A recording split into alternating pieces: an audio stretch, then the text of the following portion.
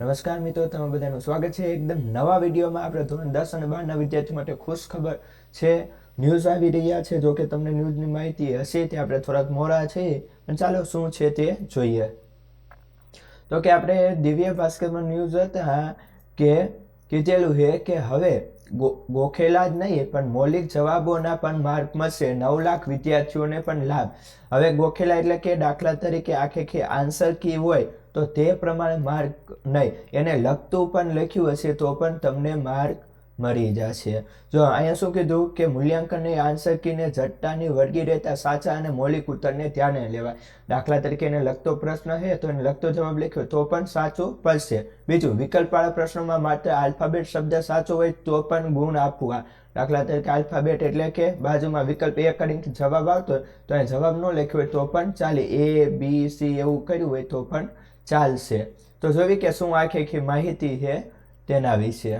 તો કે માર્ચ 2024 SSCના નમૂના પ્રશ્નપત્રના પરીક્ષા કાર્યક્રમ ગુણ પ્રદાન યોજનાનો નમૂનો. પહેલા કે મૂલ્યાંકનમાં આન્સર કીને જટ્ટાની ન વળગી રહેતા સાચા અને મૌલિક ઉત્તરો ધ્યાને લેવા. બરાબર, સાચા અને મૌલિક કે એને લખતો હોય કે મૌલિકતાથી લખ્યું હોય તો પણ ચાલે. બરાબર, હાવ સેમ ટુ સેમ નહીં. ઘણી વાર હોય ને અમુક લોકો આન્સર કીને પકડીને બેઠા કે આમાં આમ લખ્યું છે, આમ નહીં. જ્યાં જ્યાં જરૂર લાગે ત્યાં વધારાની સૂચનાઓ આપવામાં આવી છે તે ધ્યાને લેવી. વિકલ્પવાળા પ્રશ્નોમાં માત્ર આલ્ફાબેટ કે શબ્દ સાચો હોય તો પણ ગુણ આપવા. ખાલી જગ્યામાં માત્ર સાચો જવાબ કે પ્રશ્નના વિકલ્પ નીચે નિશાની હોય તો પણ ગુણ આપવા. પૂર્ણ વાક્યનો આગ્રહ રાખવો નહીં. બરાબર, ખાલી જગ્યા ખાલી એમને લખેલી એટલે કામ ખાલી જગ્યા અંદર જવાબ લખ્યું હોય તો પણ આપી દે. પૂર્ણ વાક્યનું ઓલું ન હોય તો પણ ચાલે.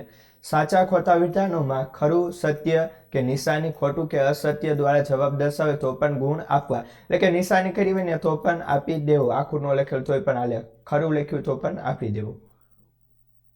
ટૂંકમાં જવાબ માટે શબ્દ કે વાક્યમાં આપેલ સાચા જવાબ માટે ગુણ આપવા.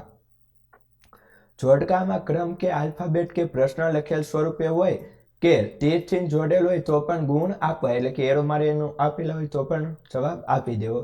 સાચું પાડી દેવું. જો સાચો હોય તો એમને નહીં, ખોટામાં. પ્રશ્નમાં આકૃતિ દોરવાનું ન જણાવેલું હોય છતાં જો વિદ્યાર્થી આકૃતિ દોરવી હોય તો પોતાની વિવેક બુદ્ધિથી ગુણ આપી શકાય છે. દાખલા તરીકે આકૃતિ નથી આપી તો એને પ્રશ્ન આકૃતિ દોરી છે અને પ્રશ્નને લગતું થોડું ઘણું લખ્યું છે તો વિવેક બુદ્ધિનો ઉપયોગ કરી કે ના આકૃતિ ન આપી તો દોરી છે તો એને પણ માર્ક આપવા. વિદ્યાર્થીની રજૂઆતની શૈલી આન્સર કીથી છૂટી હોય પરંતુ જવાબનું હાર્ડ આવી જતું હોય તો પણ ગુણ આપવા. તો કીધું કે રજૂઆતની શૈલી રીત અલગ હોઈ શકે પણ જવાબ જે હોય એ જ કહેવા માંગતો હોય તો પણ ચાલે. મૂલ્યાંકન માટે મુદ્દા કે વિધાનોની સંખ્યાને ધ્યાને ન લેતા વર્ણનમાં ચાવીરૂપ શબ્દો આવી જતા હોય તો પણ તેના ગુણ આપવા. જો અહીંયા આપ્યું છે ઉદાહરણ તરીકે ધાતુઓના ભૌતિક ગુણધર્મો જણાવો. તો કે ધાતુ ચળકાટ ધરાવે છે, ધાતુને અફડાવાથી રણકાર ઉત્પન્ન થાય છે, ધાતુને ખેંચીને તાર બનાવી શકાય, ધાતુને ટીપીને પતરા પણ બનાવી શકાય. અને વિદ્યાર્થીઓ આવી રીતે આમ છે તો કે વિદ્યાર્થી દ્વારા ઉપરોક્ત જવાબ નીચે મુજબ પણ આપી શકાય કે ધાતુ ચળકાટ ધરાવે છે, તેને અફડાવાથી રણકાર ઉત્પન્ન થાય છે, તેને ખેંચીને તાર બનાવી શકાય અને ટીપીને પતરા પણ બનાવી શકાય. આ રીતે લખીએ તો પણ આલે પોઈન્ટ ન પડ્યું, આ રીતે લખ્યું તો પણ ચાલશે. આમ આ પ્રકારના જવાબમાં એક જ મુદ્દો છે એવું સમજીને મૂલ્યાંકન ન કરવું. બરાબર, ઘણા બધા છે. પેપર તપાસતી વખતે મૂકવામાં ગુણ અંગ્રેજી અંકમાં સ્પષ્ટ વચાય તે રીતે લખવા. તો મિત્રો આ આખી માહિતી છે કે કઈ રીતે લખવું.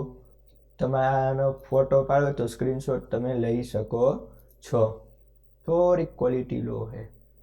બરાબર, તો મિત્રો વિડીયો પસંદ આવે લાઈક કરો, ચેનલમાં નવા સબસ્ક્રાઇબ કરો. ફરી મળશું નવા વિડીયો. ત્યાં સુધી મને આપો રજા. વંદે માતરમ. જય ભારત.